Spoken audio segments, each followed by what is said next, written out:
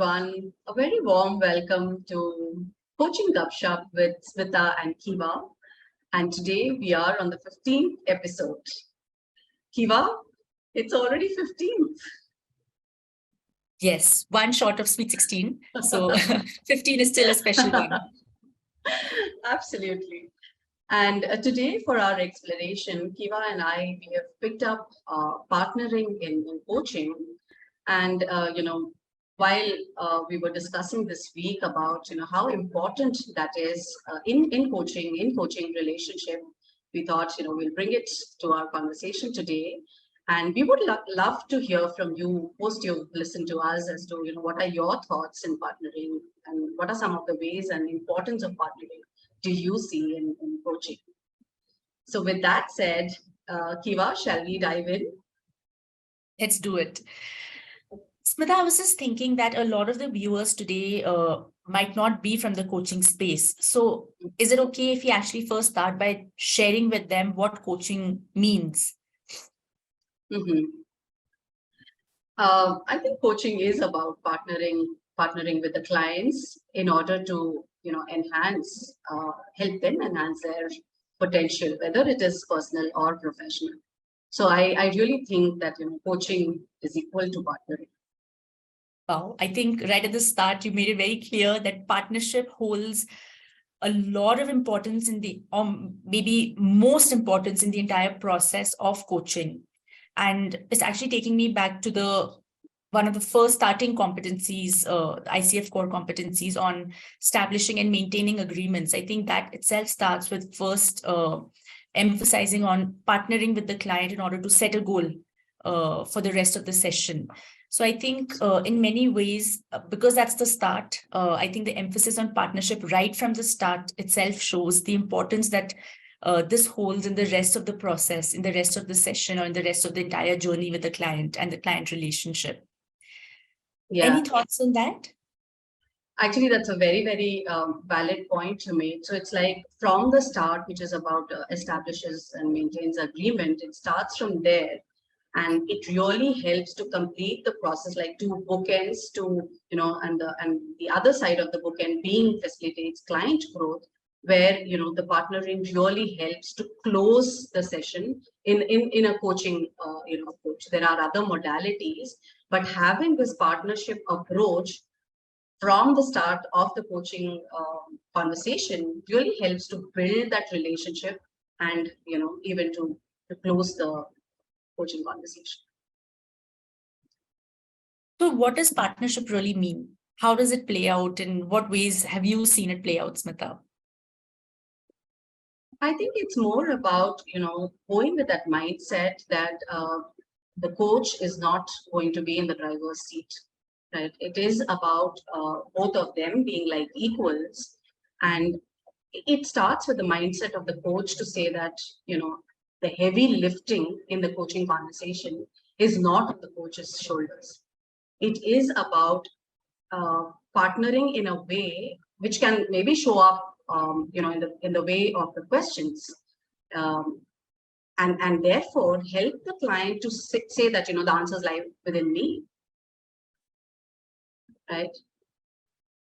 What are your thoughts?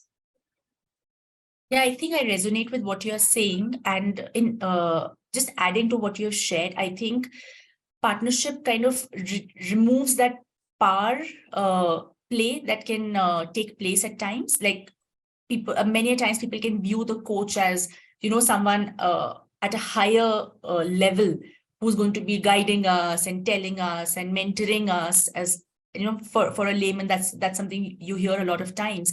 But I think the beautiful part about the entire process of coaching is that there isn't like a power play or power struggle of any sort, right? You actually come on an even plane.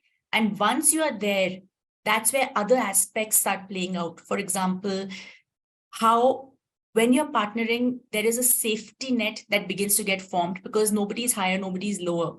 You meet, at an even playing ground. And that's when I think people are in a position to open up, be their most authentic selves, and explore what is really playing out. So in a way, I think partnership reduces that and evens the playing field in a way. and then helps like the competency of cultivating trust and safety. I think that begins to get formed because both are at the same place. So yeah. And trust is such an important element in the coaching conversation, right? If that's not there, the client is not going to open up. And many times, Kiva, I'm not sure if you have experienced this in a coaching conversation where the client says, I don't know. And as a coach, if I come from the space of knowing, then I might just get into that mentoring mode. But to navigate through that I don't know statement for the coach, also from coming from the space of I don't know, really helps to say that let's partner to find out what is it that we need to know in order to make this conversation successful. I think that's a wonderful example because it does play out so many times, right? Because and also the fact that a client can say that very openly and to know that, okay, I actually don't know. And for the coach then to accept that maybe the coach also doesn't know. And that's where the exploration is now going to start. So I think it's actually a wonderful place for partnership to begin in many ways. Absolutely. And I'm also thinking that, when the coach comes with that, approach of partnering right from the start, how will accountability be taken care of, right? Like, how will that play, the partnership play for the accountability piece also? I think it's connected to also what you shared a while back, that the coach is not in the driver's seat and the client is the one who is looking within and finding answers to the challenges that they're facing. And I feel once you've gone through the process of actually realizing that you have the strength within yourself to first find the answer, it gives you that confidence to take that one step further and say, oh, I can actually work on it. But if there wasn't a partnership and it came, like, let's say top down in let's say in a way, it could actually disempower a person because they might think that without the coach, they actually can't move a step forward, right? But the entire process of partnering has opened up that avenue for a person to look within and realize that all the answers actually lie within them and not outside of them. Yeah, that's a wonderful point. It's like, once that awareness is there, once they know that, the answers are within, and the coach has partnered with the client to evoke that awareness, right? That is so empowering, like you said, Kiva. I think that's a brilliant point. And also, it's like the dependency on the coach reduces, right? Like normally we say 8 to 9 sessions per client, and post that, it's like the coach has equipped the client with that a process which can make them feel self-sufficient. So that partnership has not just an impact on that particular coaching journey, but it's like a lifelong gift the coach would have given it to the client. Just adding to that, Smita, the entire process of coaching also, there is such strong emphasis on co-creating that relationship, and if there isn't a partnership, like, can there really be any form of a strong, genuine, authentic relationship? I don't think so, right? Because one will always feel lesser than the other, right? Because of the equation that gets formed. But when there's partnership, it comes from a place of, I don't know more than you, or you don't know more than me. But it's more about the intention of wanting to reach a particular outcome in the best possible way that takes, the most important space. And there is no space for anything else beyond that. Yeah. So I think that's again the point around intention. I was just thinking that sometimes, like when I was new to coaching, and when I came to know that there is no solution that I need to provide as a coach. All I need to do is to ask questions. That was somewhere holding me to say that will that have that kind of an impact, right?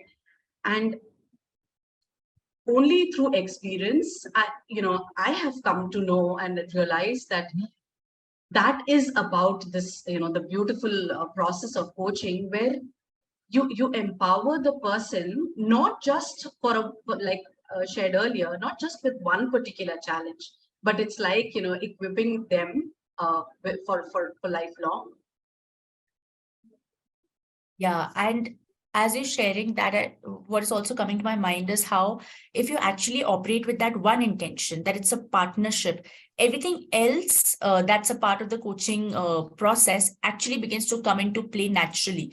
For example, if you come with the thought process of this truly is a partnership, you would want to listen, generatively to the other person.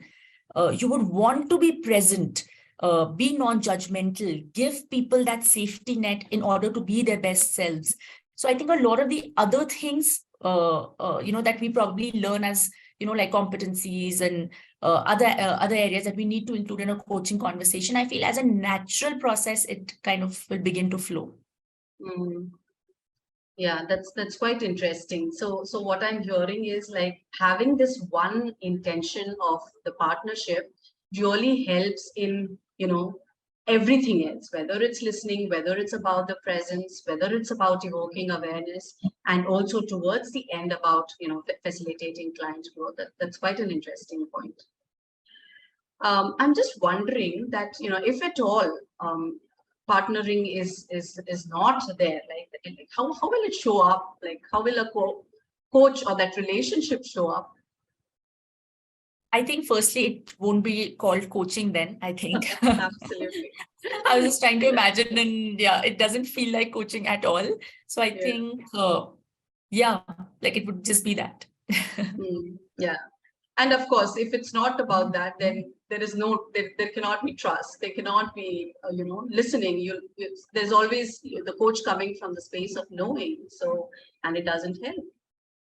Yeah. The coach might This just shows go how in a important it telling is, mode. right? Yeah. Absolutely. So, Smita, what do Right. you think that we've explored this from a coaching context? Mhm. Even within, let's say, outside of a coaching session, how do you see partnership play out, and what is it that you have learned as a coach with respect to partnering that you're seeing play out in other areas of your life? Yeah, that's a wonderful question. I think, in every relationship, that intention of partnership um, really brings out the best in the other, really makes the other feel respected, valued.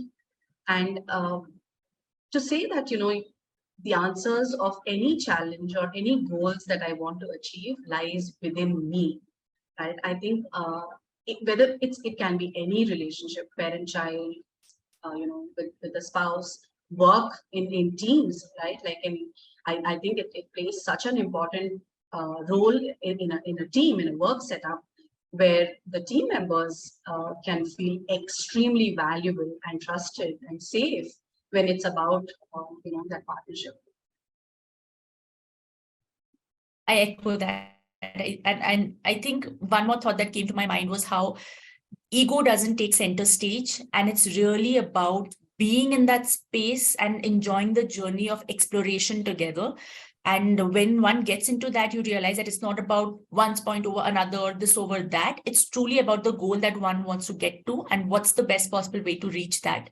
So I think, yes, even outside of a coaching session, like there's immense potential in exploring this in any other relationship as well. So I think we're coming to a close here. And for all our viewers today, if you enjoyed this session, or if you have any thoughts about our conversation today, do write to us and tell us what you think the significance of partnering is, whether you're a coach or if you aren't a coach, and if you've explored this within any relationship that you're a part of. We'd be really, really interested to know how it's played out and what is it that you are experiencing because of it.